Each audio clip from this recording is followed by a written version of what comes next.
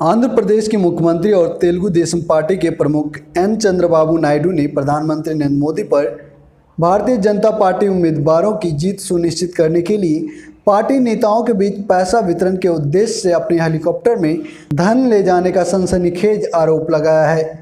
नायडू ने press conference में कहा कि सुरक्षा कवर का फायदा उठाते हुए मोदी अपने हेलीकॉप्टर में धन ले जा रहे हैं ताकि लोकसभा चुनाव जीतने के लिए भाजपा नेताओं के बीच उनका वितरण किया जा सके।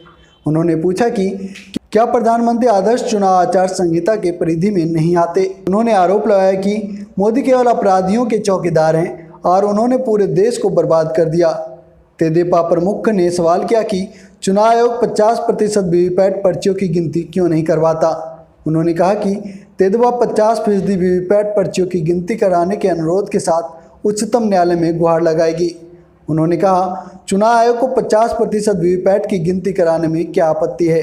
जब शीर्ष अदालत ने पूछा तो आयोग की ओर से कहा गया कि 50% वीवीपैट की गिनती में 6 दिन का समय लगेगा। इस संबंध में तेदेपा फिर से शीर्ष अदालत की शरण में जाएगी।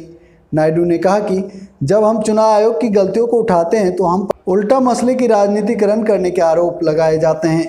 उन्होंने कहा कि 190 लोकतांत्रिक देशों में केवल 18 देश ही ईवीएम का प्रयोग कर रहा है। उन्होंने याद दिलाया कि भाजपा के प्रवक्ता जीवीएल नरसिम्हा राव ने ईवीएम के प्रयोग का विरोध करते हुए डेमोक्रेटिक एट रिस्क किताब लिखी थी, लेकिन अब वह ईवीएम का समर्थन कर रहे हैं।